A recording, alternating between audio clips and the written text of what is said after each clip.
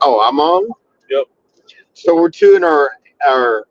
It's not annual because we do it after all of our Florida conventions when we all go. But this is after action report from Skirmish Con, and it's me, Mike, Saxon, the newbie, and Todd. And we've already solved world hunger. We did that yesterday at the convention, and we're working on it again today.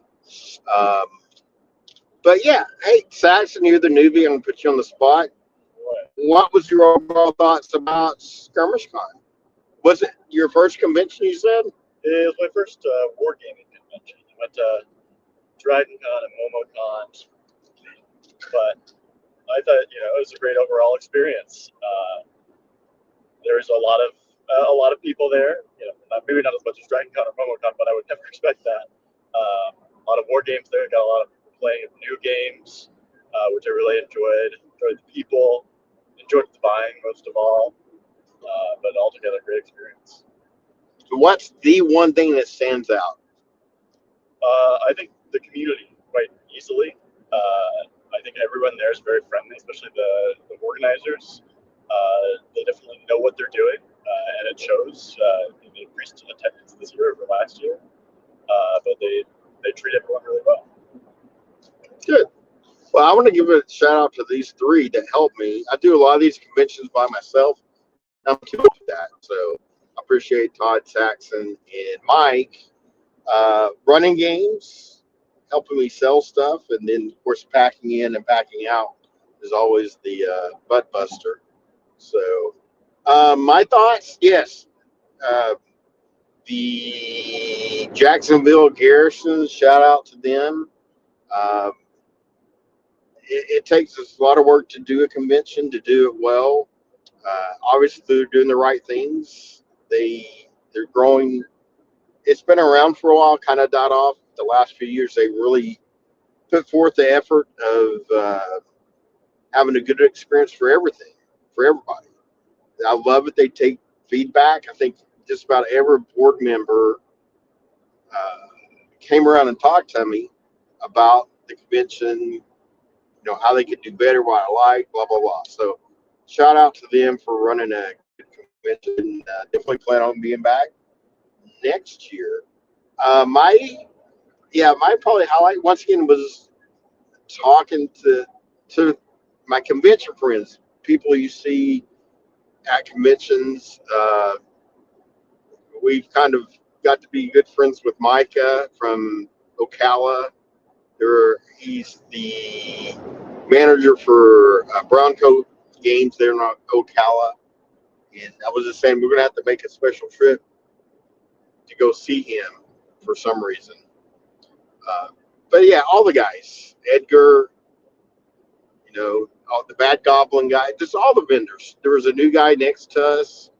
Of course, I can't remember his name. Nice guy. Talked to him for a while. He does 3D printing, so we talked shop. But it was once again a great convention. So I tried to walk away with a new game. Everybody gives me a hard time about every convention I go to. I come back with a new game, but I taught myself out of it. So I've already got too many projects in the works. So we're going to maintain with them. But it was fun. Mike, what do you got? Let's see. It was good to see all the games, all the newer games. We got to play. Todd and Saxon got to play Conflict 47. They enjoyed that. I ended up buying a box as well. Then we got to finally get a game of Armored Assault. Only took Armored Clash. It's a dystopian wars, but it's the land battles now. And how long did it take for that to happen, Todd? A year since Mike had talked us into it last year. Well, there's a lot of complications that went there. But I'll be going home and finishing up the British Army now so we can get some games in. Blackout. Blackout. No, they call it that. In country, but no, what's the other one that they put? Blackout. Blackout's pretty popular. You see it a lot. Of course, we brought Trench Crusade. But it's also good to see some games that people kind of create like a lot of people like doing the command and colors. I got to see someone take the command and colors mechanism, but use it for the old 40K Epic miniatures, and the system worked really well. So you get to see things you're not going to see normally. So that was all really good too. What else did I? Dead Man's Hand redo. So we'll be playing that soon. You're not going to talk about the one game you got that you're like, Oh, the Dust board game? Oh, yeah. All of us, except one person, got to win something in the... I'm the one person. Yeah, that's right. We all managed to win something in the... what do they call that? Raffles. Guys, if your name was Mike, you had a very good chance of winning. There were a lot of Mikes. I almost got up out of my chair like 5 times, thinking it was me. But I managed to get the Dust board game, which we've been looking at for years. And finally, there it was, and we won. So we'll be playing that in the coming month. We? What? We? Yeah, we. I give Saxon the rules so he can teach you The rules. He'll be our new risk game for Tuesday nights.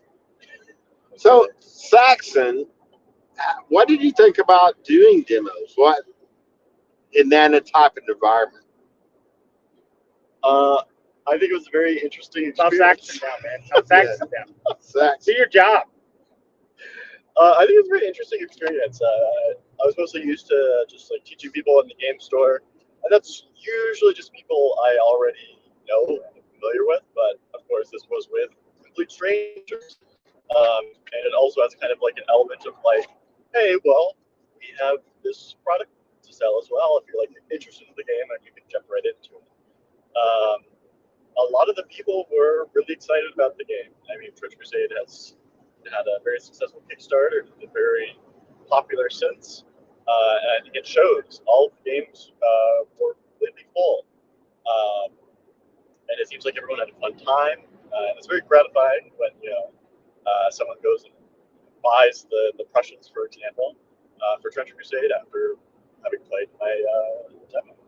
A very nice time. Very nice meeting all those people as well. Cool. Well, and Todd ran some demos, and he's learned a new technique on selling games for people that run the demo. You kill them off the first turn, and then they turn around and buy the game. I guess they get bored of watching everybody else do It worked. They were playing it last night. So talk about that. How'd that go for you, Todd? I ran Cyberpunk once, and Chivalry is Dead. The chariot racing game. We had a full table for the first time we played it, and then nobody showed up for the second time we played it. Still got a couple Well, guys. we still got a half a game in later, but the chariot game went well. Edgar played in the first one. He's already bought a copy of it, so he was happy to learn how to play. And a couple other regulars played, and a couple of them wound up buying it. And they, like you said, they were playing last night. You said. Yeah, they had it already broke out and playing it on. To me, that's the ultimate. You run a demo, they buy the game immediately after or even during the demo, and then they're playing it that night. That's perfect. Yeah, we had a lot of, in this case, father-son groups that came up. Both of them would play the game, and they'd both pick it up together and get into it. It was good to see that, too. Families playing games together. Oh, I want to backtrack a little bit. Actually, the coolest thing I saw, and once again I knew it was going to be there, is the Mordheim boards. Oh yeah, the Mordheim tables were awesome. They have a big following in Mordheim, and part of their tournament is you bring a board. So these guys not only have these great painted Mordheim, but I had talked to one guy last year. He's been working on this board for like 5 years. And every year he adds something to the board, and I took a bunch of I took more pictures of Mordheim boards than anything else. And once again, great guys. They're passionate about the game, and just about as passionate about their tables. So yeah, that was pretty cool. sets the bar pretty high when you get to see that stuff. Yes. So now I'm already planning the Marcher game when we come back down to Florida at Recon. It's got to be bigger now, more troops on it, and of course we'll be bringing Mythic again this time. So there's gonna be a lot of games to run. Yeah, people missed Mythic, didn't they? Yeah, well, there were circumstances. Can't play them all. Can't play them all. Can't run them all. No. And what else you guys got? Anything? I got to play a new scenario for Trailer Park, and Brian's going to give me the files to run it at Discover. So we're going to do some demo days coming up soon, and we'll get to play it. It was super fun. Love a game that doesn't take itself too seriously. Shout out to Mike Love for letting me play his Fire and Bronze game, still being worked on. Really some good command mechanics in that. So I'm going to try to paint up some of my figures, and I'm really anxiously waiting for the updates and everything. But it really is a good system for a period that you don't get to see a lot of gaming in. It was really fun to finally play a couple games that we've been wondering about, Conflict 47 and Armored Clash. I wasn't wondering. I knew it'd be a good game. Okay, well, we hadn't played it. Well, and as I always say, if you can hear it, kind of us just talking, and we've already been on the road for a couple of hours. It's a motivation recharge. Saxon's going to go home and paint like for 5 hours, he said.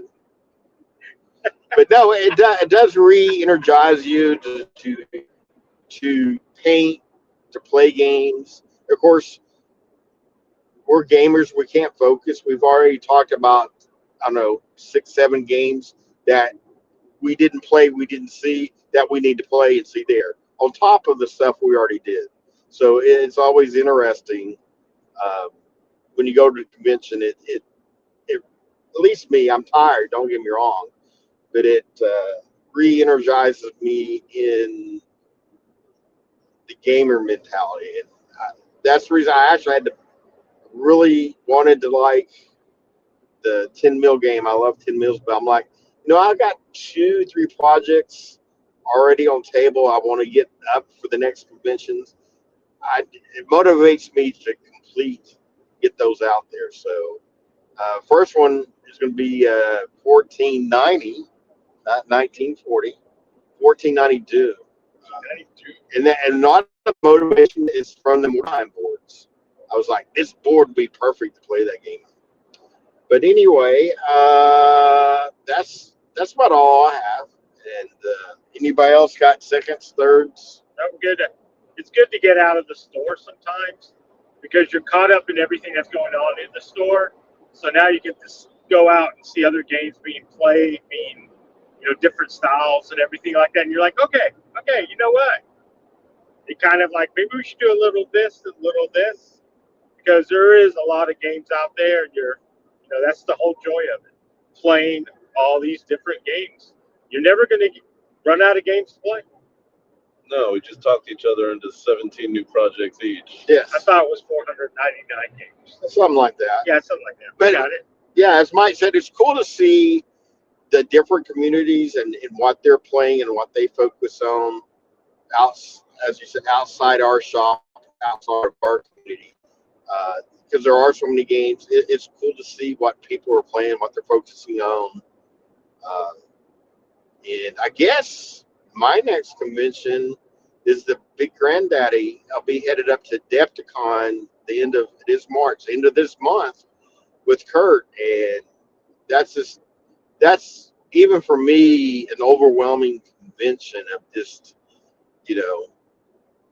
stuff. It's already got good plans to talk to a lot of people there, so there's a lot of that networking and seeing new games. I know there's going to be definitely a game there I'm going to see that's new and go, yeah, got to play that. So, but yeah, Saxon, anything else, newbie? Nothing much. I will say one thing that I thought was really interesting. There's a big zombicide board there. I think it was probably was a 4x4. No, it's bigger than a 4x6. Bigger than a 4x6, They but it push- was exceptionally tall as well, like two scale buildings. Yeah, so Zombicide's always played flat, right to left. It's a and board game. Instead, it became a 3D miniature game. Yeah, it was very interesting. I didn't see how they played in that mess of buildings, but it still looked very Look cool. astounding. Yeah, that's one thing we don't really get to see at the store, except for what we build terrain-wise. So it's usually when we go out of the store and we actually see the stuff where we're like, hey, look at this terrain, or look at this terrain. And you can get caught up in terrain a lot. It's just beautiful. It's fun to build, fun to paint. And then your table, when you play your game, looks awesome. Everybody's got to stop by and look at it. Todd, your turn. Your turn last time.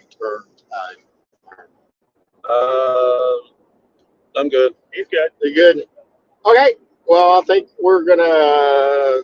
Next stop for us is Buc-ee's here in a little bit, and I may or may not. I'll probably do a video tomorrow. The post recap. Probably talk more about my projects I've just added to my list.